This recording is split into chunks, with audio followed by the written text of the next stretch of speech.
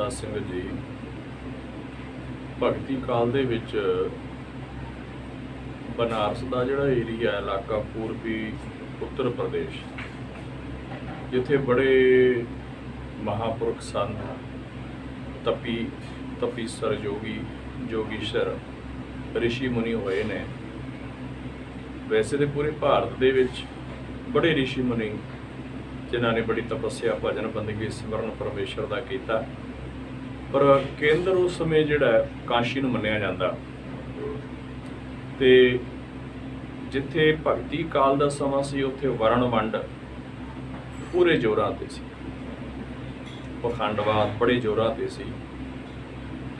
ਐਸੇ ਸਮੇਂ ਦੇ ਵਿੱਚ 1398 ਦੇ ਵਿੱਚ, ਜੋ ਕਿ ਹੋਰ ਇਤਿਹਾਸਕਾਰਾਂ ਨੇ ਥੋੜਾ ਜਿਹਾ ਫਰਕ ਵੀ ਪਾਇਆ, ਪਰ ਜ਼ਿਆਦਾਤਰ ਇਤਿਹਾਸਾਂ ਦੇ ਵਿੱਚ 1398 ਨੂੰ ਨੀਰੂ ਅਤੇ ਨੀਮਾ ਜਲਾਹੇ ਦੇ ਘਰ ਭਗਤ ਕਬੀਰ ਜੀ ਦਾ ਜਨਮ ਹੋਇਆ, ਜਿਨ੍ਹਾਂ ਦਾ ਅੱਜ ਜੋ ਹੈ ਜਨਮ ਦਿਹਾੜਾ ਕਬੀਰ ਪੰਥੀਆਂ ਦੇ ਵਿੱਚ ਬੜੀ ਸ਼ਰਧਾ ਤੇ ਅਕੀਦਤ ਦੇ ਨਾਲ ਮਨਾਇਆ ਜਾ ਰਿਹਾ ਹੈ। ਕਬੀਰ, ਪਹਿਲੀ ਗੱਲ ਤਾਂ ਇਹਨਾਂ ਦਾ ਨਾਂ ਕਬੀਰ ਕਿਉਂ ਰੱਖਿਆ? ਥੋੜਾ ਜਿਹਾ ਇਹਨਾਂ ਦੇ ਜਨਮ ਵੱਲ ਧਿਆਨ ਮਾਰ ਲਈਏ, ਕਿਉਂਕਿ ਬਹੁਤ ਹਿੰਦੂ ਇਤਿਹਾਸਾਂ ਦੇ ਵਿੱਚ ਲਿਖਿਆ ਜਾਂਦਾ ਹੈ ਵੀ ਕਬੀਰ ਜੀ ਇੱਕ ਬ੍ਰਾਹਮਣ ਕੁਆਰੀ ਕੰਨਿਆ ਦੇ ਪੇਟੋਂ ਜਨਮ ਇਹਨੇ ਲਿਆ। ਪਹਿਲੀ ਗੱਲ ਤੇ ਐਡੀ ਮਹਾਨ ਸ਼ਖਸੀਅਤ, ਇੰਨੀ ਬੰਦਗੀ ਵਾਲੀ ਭਿੱਜੀ ਹੋਈ ਰੂਹ, ਸਾਧ ਸੰਗਤ, ਉਹਦਾ ਜਨਮ ਇਸ ਤਰ੍ਹਾਂ ਨਹੀਂ ਹੋ ਸਕਦਾ। ਕਿਸੇ ਕੁਆਰੀ ਕੰਨਿਆ ਦੇ ਪੇਟੋਂ ਜਨਮ ਲੈਣ ਵਾਲਾ ਐਡਾ ਵੱਡਾ ਤਪੀਸਰ ਨਹੀਂ ਹੋ ਸਕਦਾ, ਐਡਾ ਵੱਡਾ ਭਗਤ ਨਹੀਂ ਹੋ ਸਕਦਾ। ਤੇ ਜੇ ਐਡਾ ਵੱਡਾ ਭਗਤ ਹੈ ਤਾਂ ਜ਼ਰੂਰ ਪੂਰਬਲੇ ਕੋਈ ਕਰਮ, ਉੱਤਮ ਕਰਮ ਨੇ। ਕਿਉਂ? ਕੱਲੀ ਮਨੁੱਖਾ ਦੇਹੀ ਨੂੰ ਜੇ ਪ੍ਰਾਪਤ ਕਰਨਾ ਮਨੁੱਖ ਨੇ, ਜਾਂ ਇਉਂ ਕਹਿ ਲਈਏ ਸਧਾਰਨ ਸ਼ਬਦਾਂ ਵਿੱਚ ਵੀ ਜੇ ਮਨੁੱਖ ਜਨਮ ਦੇ ਵਿੱਚ ਆਉਣਾ ਨਾ ਬੰਦੇ ਨੇ, ਤੇ ਉਹ ਕਈ ਜਨਮ ਸੇਵਾ ਕਰਨੀ, ਸਿਮਰਨ ਕਰਨਾ ਪੈਂਦਾ, ਬੰਦਗੀ ਕਰਨੀ ਪੈਂਦੀ। ਆਪਾਂ ਬਾਣੀ ਵਿੱਚ ਸਰਵਣ ਕਰਦੇ ਹਾਂ, ਪਾਤਸ਼ਾਹ ਕਿਰਪਾ ਕਰਦੇ ਨੇ, ਗੁਰ ਸੇਵਾ ਤੇ ਭਗਤ ਕਮਾਈ, ਤਬ ਇਹ ਮਾਨਸ ਤੇ ਹੀ ਪਾਈ। ਜਦੋਂ ਕੱਲੀ ਮਨੁੱਖਾ ਦੇਹੀ ਪਾਉਣ ਵਾਸਤੇ ਇੰਨੀ ਸੇਵਾ ਸਿਮਰਨ, ਇੰਨੀ ਭਜਨ ਬੰਦਗੀ ਕਰਨਾ ਪੈਂਦਾ ਹੈ, ਉੱਤਮ ਕਰਮ ਕਰਨੇ ਪੈਂਦੇ ਨੇ ਕੱਲੀ ਮਨੁੱਖਾ ਦੇਹੀ ਲੈਣ ਵਾਸਤੇ, ਤੇ ਭਗਤ ਜਿਹੜੇ ਆਉਂਦੇ ਨੇ ਉਹਨਾਂ ਦੇ ਜੀਵਨ ਕਿੰਨੇ ਉੱਚੇ ਤੇ ਕਿੰਨੇ ਸੁੱਚੇ ਹੋਣਗੇ। ਤੇ ਐਸੇ ਭਗਤਾਂ ਨੂੰ ਅਸੀਂ ਇਹ ਗੱਲ ਕਹਿ ਦਿੰਦੇ, ਇੱਕ ਵਾਰੀ ਕੰਨਿਆ ਦੇ ਪੇਟੋਂ ਜਨਮ ਹੋਇਆ ਤੇ ਉਸ ਕੰਨਿਆ ਨੇ ਸ਼ਰਮ ਦੀ ਮਾਰੀ ਨੇ ਬਾਹਰ ਸਿੱਟ ਦਿੱਤਾ, ਤੇ ਉਹ ਨੀਰੂ ਤੇ ਨੀਮਾ ਜਿਹੜੇ ਹੈ ਉਹਨਾਂ ਨੇ ਫੜ ਲਿਆ। ਇਹ ਤਾਂ ਭਗਤ ਕਬੀਰ ਜੀ ਦੇ ਜੀਵਨ ਉੱਤੇ ਬੜਾ ਵੱਡਾ ਇੱਕ ਦਾਗ ਲਾਉਣ ਦੀ ਕੋਸ਼ਿਸ਼ ਹੈ। ਅਸਲ ਵਿੱਚ ਨੀਰੂ ਅਤੇ ਨੀਮਾ ਜਲਾਹੇ ਜਿਹੜੇ ਸਨ, ਔਰ ਕਾਫੀ ਸਮਾਂ ਉਹਨਾਂ ਦੇ ਵਿਆਹ ਨੂੰ ਹੋ ਗਿਆ, ਕੋਈ ਔਲਾਦ ਨਹੀਂ ਸੀ ਹੋਈ, ਤੇ ਕੁਦਰਤ ਨੇ ਇੱਕ ਦਰਗਾਹੀ ਰੂਹ ਭੇਜਣੀ ਸੀ।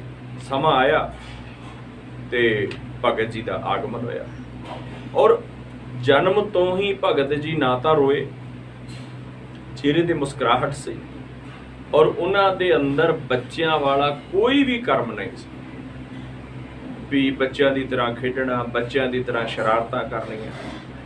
ਜਿੰਨੇ ਵੀ ਭਗਤ ਜੀ ਖੇਡਾਂ ਖੇਡਦੇ ਜਾਂ ਜਿੰਨੇ ਵੀ ਕੋਈ ਕਾਰੋ ਵਿਹਾਰ ਕਰਦੇ, ਉਹ ਬੜੇ ਸਿਆਣਿਆਂ ਵਾਲੇ, ਬੱਚਿਆਂ ਵਾਲਾ ਇੱਕ ਵੀ ਨਹੀਂ, ਸਿਆਣਾ ਵੱਡਿਆਂ ਵਾਲੇ।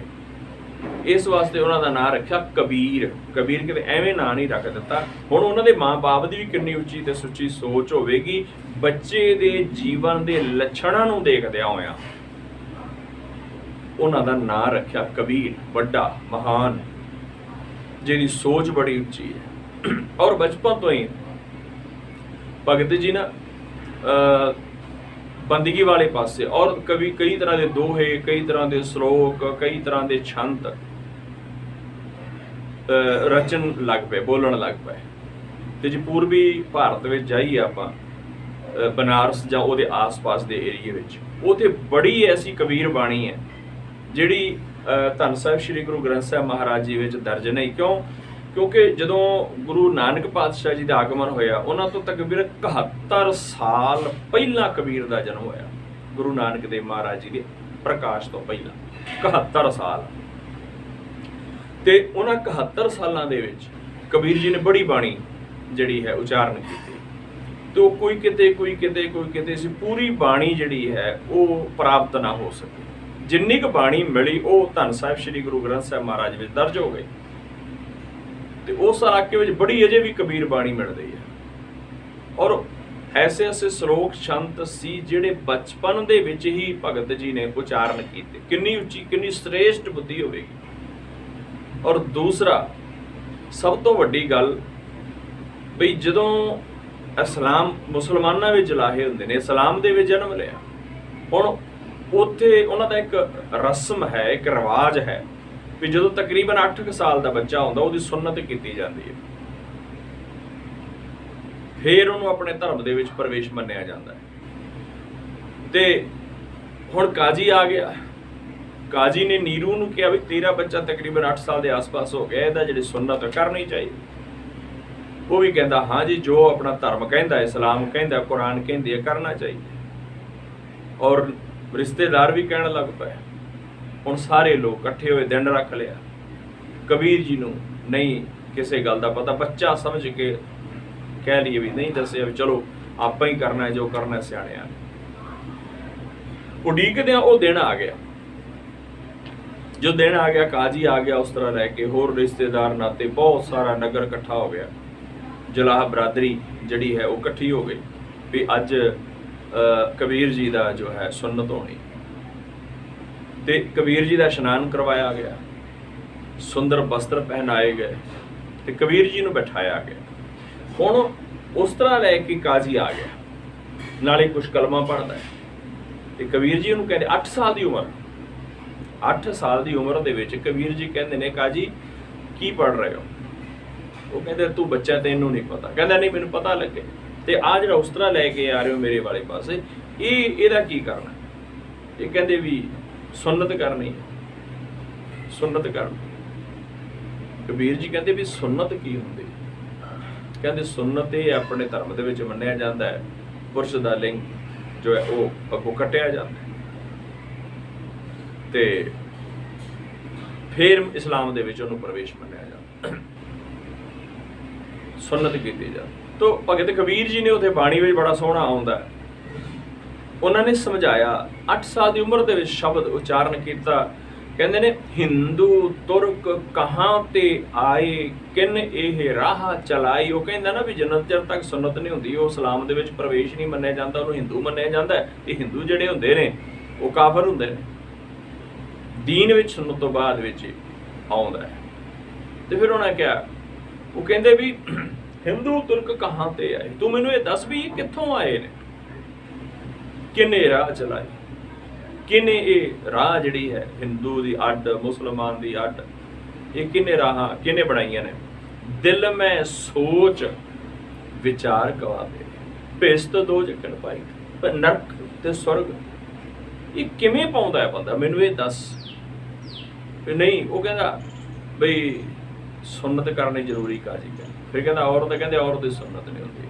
ਫਿਰ ਭਗਤ ਜੀ ਕਹਿੰਦੇ ਨੇ ਵੀ ਜੇ ਸੁੰਨਤ ਕਰਨ ਦੇ ਨਾਲ ਮਨੁੱਖ ਮੁਸਲਮਾਨ ਹੋ ਜਾਂਦਾ ਹੈ, ਫਿਰ ਔਰਤ ਕਿਆ ਕਰੀਏ, ਅਰਧ ਸਰੀਰੀ ਨਾਰ ਨਾ ਛੋੜੇ ਤਾਂ ਤੇ ਹਿੰਦੂ ਹੀ ਰਹੀ ਹੈ। ਕਹਿੰਦੇ ਫਿਰ ਤਾਂ ਜਿਹੋ ਜਿਹਾ ਹੈ ਉਹੋ ਜਿਹਾ ਹੀ ਰਹਿਣ ਦਿਓ। ਵੀ ਜੇ ਮਨੁੱਖ ਦੀ ਸੁੰਨਤ ਜ਼ਰੂਰੀ ਹੈ, ਇਸਤਰੀ ਦੀ ਨਹੀਂ, ਕਹਿੰਦੇ ਇਹ ਜਿਹੜੀ ਹੈ ਇਹ ਧਰਮ ਨਹੀਂ ਹੈ, ਇਹ ਖੁਦਾ ਦਾ ਹੁਕਮ ਨਹੀਂ ਹੈ। ਔਰ ਬੜਾ ਵੱਡਾ ਇੱਕ ਇਨਕਲਾਬ ਸੀ ਕਬੀਰ ਜੀ ਦੇ ਵੱਲੋਂ। ਔਰ ਜੇ ਦੇਖੀਏ ਗੁਰੂ ਨਾਨਕ ਪਾਤਸ਼ਾਹ ਜੀ, ਉਹਨਾਂ ਦੇ ਜੀਵਨ ਵਿੱਚ ਵੀ ਇਹ ਘਟਨਾ ਵਾਪਰੀ। ਜਦੋਂ ਜਨੇਊ ਪਾਉਣ ਦੀ ਰਸਮ ਅਦਾ ਕਰਨ ਲੱਗੇ, ਉਦੋਂ ਵੀ ਗੁਰੂ ਨਾਨਕ ਪਾਤਸ਼ਾਹ ਜੀ ਨੇ ਇਸੇ ਤਰ੍ਹਾਂ ਹੀ ਜਿਹੜਾ ਹੈ ਇੱਕ ਬਗਾਵਤ ਕਹਿ ਲਈਏ, ਦੁਨਿਆਵੀ ਭਰਮਾਂ ਤੋਂ, ਭੁਲੇਖਿਆਂ ਤੋਂ ਬਗਾਵਤ, ਧਰਮ ਤੋਂ ਬਗਾਵਤ ਨਹੀਂ, ਭੁਲੇਖਿਆਂ ਤੋਂ, ਭਰਮਾਂ ਤੋਂ, ਵਹਿਮਾਂ ਤੋਂ ਬਗਾਵਤ। ਤੇ ਕਬੀਰ ਜੀ ਨੇ ਇਸੇ ਤਰ੍ਹਾਂ ਭਰਮਾਂ, ਵਹਿਮਾਂ, ਭੁਲੇਖਿਆਂ ਤੋਂ ਬਗਾਵਤ ਕੀਤੀ ਔਰ ਸੱਚ ਦ੍ਰਿੜ ਕਰਵਾਇਆ।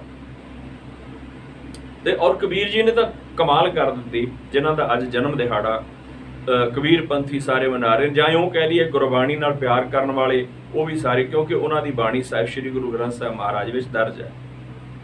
ਉਹ ਵੀ ਸਾਰੇ ਬੜੇ ਅਕੀਦਤ ਦੇ ਨਾਲ ਮਨਾ ਰਹੇ ਤੇ ਉਹਨਾਂ ਵਾਸਤੇ ਬੜਾ ਸੋਹਣਾ ਇੱਕ ਉਪਦੇਸ਼ ਭਗਤ ਕਬੀਰ ਜੀ ਨੇ ਇਸ ਦੁਨੀਆ ਦੇ ਵਿੱਚ ਆ ਕੇ ਬੰਦਗੀ ਕਰਕੇ, ਭਜਨ ਕਰਕੇ, ਸਿਮਰਨ ਕਰਕੇ ਉਹਨਾਂ ਨੇ ਉਪਦੇਸ਼ ਦਿੱਤਾ।